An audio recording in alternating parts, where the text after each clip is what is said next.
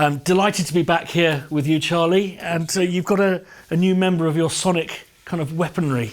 Yeah, this is an interesting instrument, sort of one of a kind, which was built by the amazing musician, metal fabricator, and instrument designer named Chaz Smith, who has worked with me on a lot of my scores and has also worked a lot with Hans Zimmer and a bunch of other Hollywood luminaries. And his background is as a metal sculptor, but he was also an electronic and experimental music student at Cal Arts in the heyday of experimental music in the 70s. Was one of the original employees of the Surge modular synthesizer company back in the day.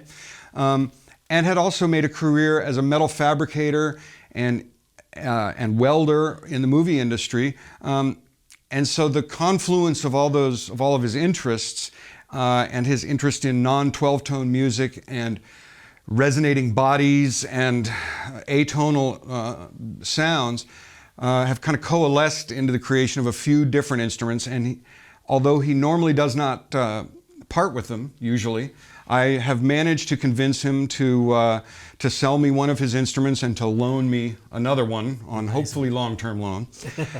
And this instrument is basically, we have this stainless steel sheet which is suspended by these nylon cords so that it's sort of in free space. And then we have two of the low A string from a grand piano. And he fabricated all of this, the stand, this string saddles, and so forth. And the piano strings, which are under high tension, pinch the sheet. There's one on each side, and they sort of pinch the sheet between these bridge posts. So when the string vibrates, it causes the sheet to vibrate. And it acts almost like a plate reverb would, that it's being excited by an acoustic source, and then because of the size of the sheet and its inherent sort of resonant qualities, creates this sort of bloom of the sound, much like the soundboard on a piano would, but obviously with a metallic texture. Sure.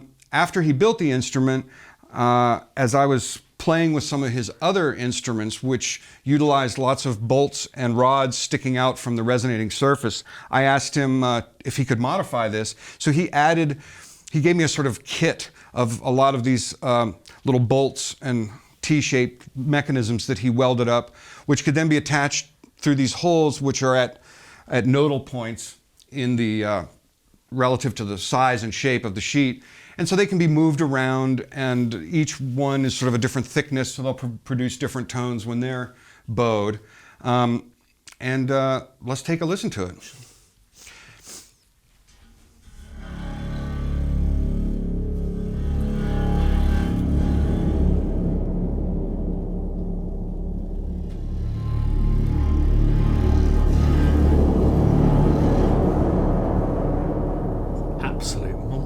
And you can hear that sort of metallic cloud that follows behind the sound, and that's really the function of the sheet. If the sheet is damped, then we still hear the tone of the string, but less of that bloom. So you can kind of control a little bit how the sound responds.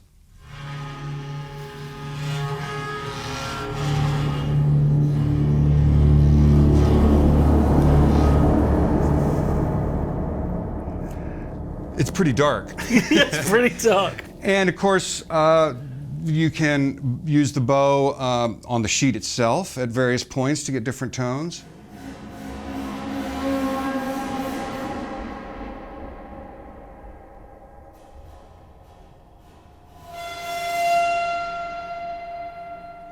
And then on all these rods, which are similar to what you'd find on, say, a waterphone, where you have the rods sticking up from a resonating piece of metal.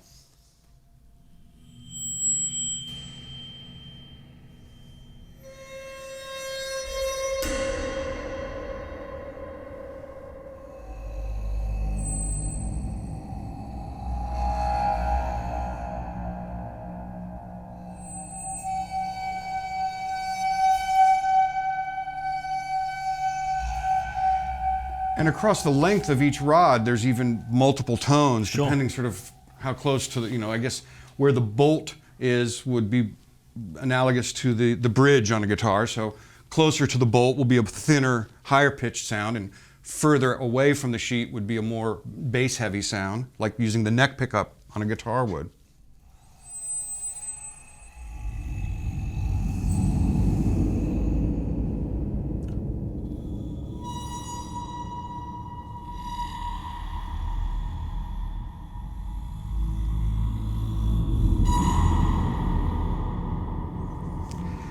And when I first heard this instrument, I just fell in love with it's sort of heavy but gentle.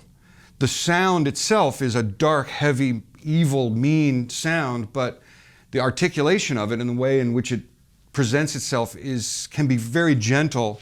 And many of my favorite sounds are quiet sounds which are then played loudly. Yeah. So that the articulation is gentle and delicate, but it's been amplified through recording and compression and so forth to sound much more present and in your face. And this thing is sort of an endless sonic playground for scary, evil noises, which suits my way of working quite well, I think.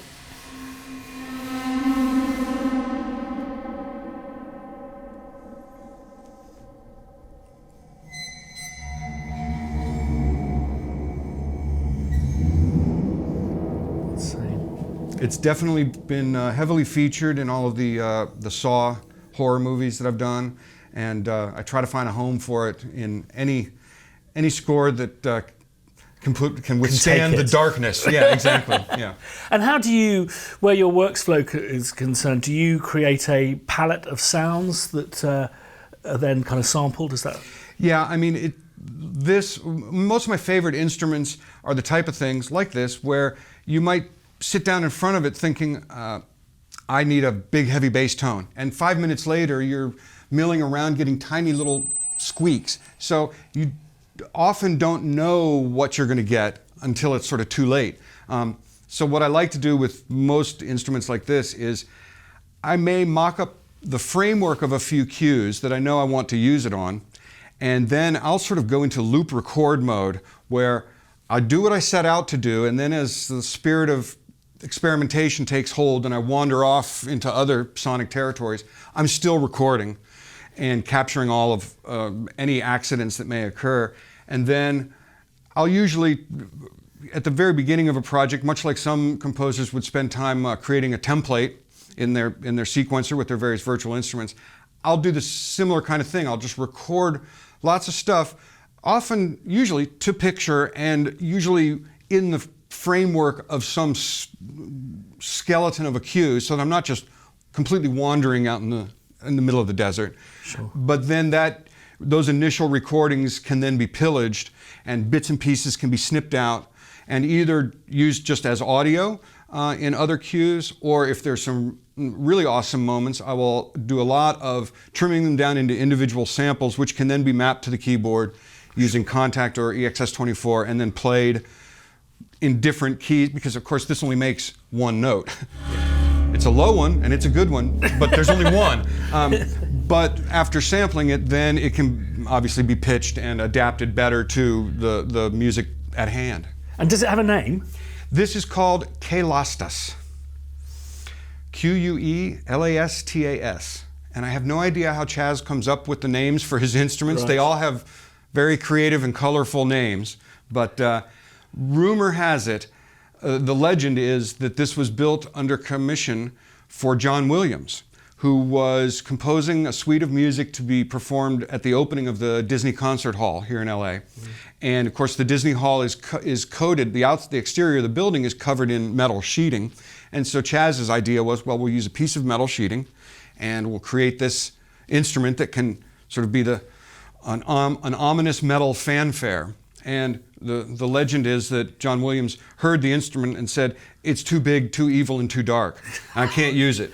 Which is why it wound up in Chaz's spare instruments collection and how I was able to take hold of it many years later. Don't know if it's true, but that's the legend. That's absolutely amazing. Should we have a look at this other piece that's sure. on loan? This is another one of Chaz's more sculptural works, as he calls it. You know, a lot of what Chaz does is well outside the realm of 12-tone tuning. He builds instruments with 14 notes per octave and so forth. And I think one of his latest projects that's currently underway is building a set of bowable chimes which has over 100 pitches per octave. So fractional tunings and the opportunity for atonality, but also as yet undiscovered harmonies that he's been tapping into for 30 or 40 years. This instrument is very similar to a waterphone. You can tell it sort of looks like that with the rods of different lengths. The disc is a carbon steel saw blade that he cut the teeth off of. The rods are, I believe, high carbon steel. He fabricated everything. I mean, he machined. It's so amazing. The workmanship is just unbelievable. And I mean, he machined this he made this in his garage with his lathes and his drill presses and his milling equipment, much of which is literally pre-World War II equipment, like, you know, the big old lathes and milling equipment that they would use to make bombers in World War II at the Lockheed plant, which was right down the road there, where he worked for many years in the 70s and 80s. And you know, he machined and milled all of the parts, including these L brackets, which he then took to a hot rod shop to have chrome plated. And this instrument is not fully assembled. So I need to arrange a power supply for the electric motor, which is underneath, which under variable DC voltage supplied to the motor, this will rotate at a speed which is controlled by the voltage going into the motor. There must be some bearing in there. There's this mechanism at the top is some sort of low friction and silent bearing that he found in a parts bin at an aerospace company. Jeez. And only someone like him could look at that piece and go, I can use that in an acoustic setting because it's designed to be silent and to have no vibration and no grinding noises as it rotates and so forth. And then he took a pair of EMG active bass pickups and fabricated these mounts so that they would come up under the disc and almost touch the disc. And I still need to wire up and arrange for, because they're active pickups, so I need to arrange for power to go to them. But I've heard some recordings he made of this many years ago when it was fully assembled and functional. And he's got the pickups mounted 180 degrees off of each other relative to the disc. So as a sound is created and picked up by both of those pickups, and the disc rotates, the sound, it doesn't just sort of pan around your head. It sounds like it's being pierced. Sounds as though someone's driving a nail through the center of your head, because the sound is picked up by these pickups is, of course, very dry. There's no room tone in it. And the phase relationship of those two sides relative to each other creates an effect which will not pick up on the microphone here, but is a pretty astonishing psychoacoustic kind of phenomenon. And it's similar to a waterphone in that each rod has its own pitch.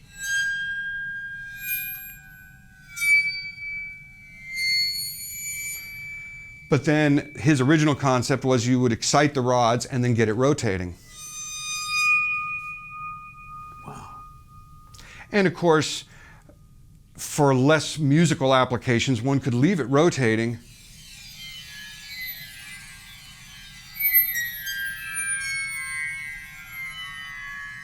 and get more conventional kind of waterphone-like tones where you have these cascades of pitch.